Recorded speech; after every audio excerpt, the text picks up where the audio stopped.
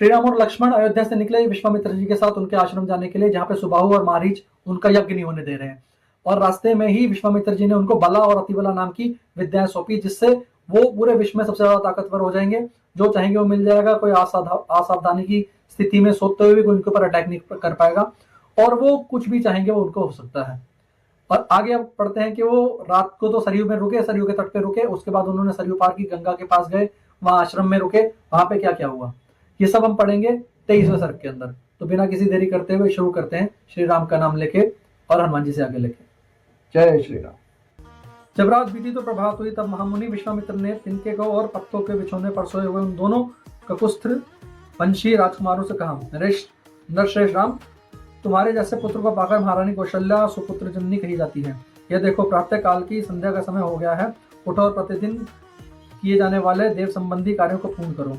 महर्षि का यह परम उदार वचन सुनकर उन दोनों नर श्रेष्ठ वीरों ने स्नान करके देवताओं का तर्पण किया तथा फिर वे अपने परम उत्तम जपनीय मंत्र गायत्री का जप करने लगे। नित्य कर्म समाप्त करके महापराक्रमी श्री राम और लक्ष्मण अत्यंत प्रसन्न हो तपोधन विष्णु और मित्र के प्रणाम करके वहां से आगे जाने को उदित हो गए।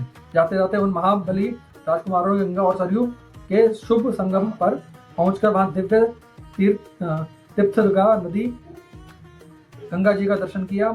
संगम के पास ही शुद्ध अंतकरण वाली महर्षियों की एक पवित्र आश्रम था। वहां पे वे कई हजारों वर्षों से तीव्र तपस्या करते थे। उन पवित्र आश्रमों को देखकर रघुकुलनंदन श्री राम और लक्ष्मण बड़े प्रसन्न हुए। उन्होंने महात्मा विश्वामित्र से बात कही, भगवान, ये किसका पवित्र आश्रम है और इनमें कौन से पुरुष निवास करते हैं? यह हम दोनों सुनना चाहते हैं। इसके लिए हमारा मन में बड़ी उत्कंठा है। उन दोनों के वचन सुनकर मुनिश्रेष्ठ विश्वामित्र हंसते हुए बोले, राम, यह आश्रम पहले जिसके अधिकार में था वह उनका परिचय देता हूँ।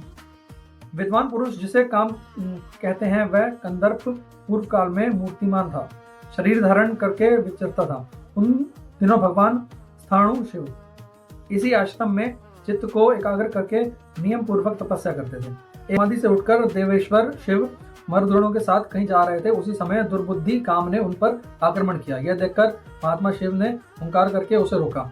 रघुनंदन भगवान रुद्र ने रोष भरी दृष्टि से अवहेलना पूर्वक उसकी ओर देखा। फिर वो उस दुर्बुद्धि के सारे अंग उसके शरीर से जीर्ण शीर्ण होकर गिर गए। शरीर नष्ट हो गया। देवेश्वर रुद्र ने अपने क्रोध से काम को अंगहीन कर दिया।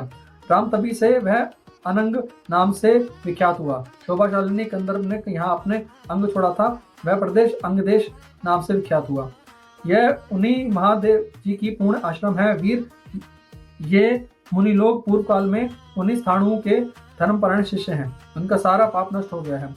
शुभ दर्शन राम, आपकी रात में हम लोग यहीं इन पुण्य सलीली सरिताओं को बीच में निवास करेंगे। कल सवेरे इन्हें पार करेंगे। हम सब लोग पवित्र होकर इस पुण्य आश्रम में चले। यहाँ रहना हमारे लिए बहुत उत्तम होगा। नरश्रेष्ठ, यहाँ स्नान करके जप और हवन करने के बाद हम रात में बड़े सुख से रहेंगे। वह लोग वहाँ इस प्रकार आपस में बातचीत कर ही रहे थे कि उस आश्रम के निवास करने वाले मुनि तपस्या द्वारा प्राप्त हुई उस दूर दृष्टि से उनका आगमन मन ही मन बड़े प्रसन्न हुए और उनके हृदय में हर्षजनित उल्लास छा गया। उन्होंने विश्वामित्र जी को अग्रभाग और अतिथि सत्कार की सामग्री अर्पित करने के बाद श्री राम और लक्ष्मण भी आतिथ्य किया।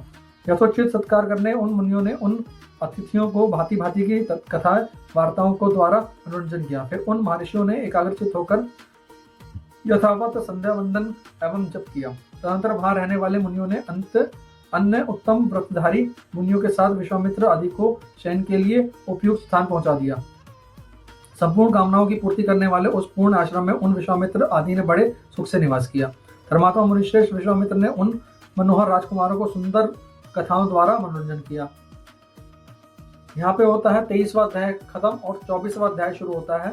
यहाँ पे श्री राम और लक्ष्मण गंगा पार होते हैं और आगे कहाँ जाते हैं उसके बारे में पढ़ा है।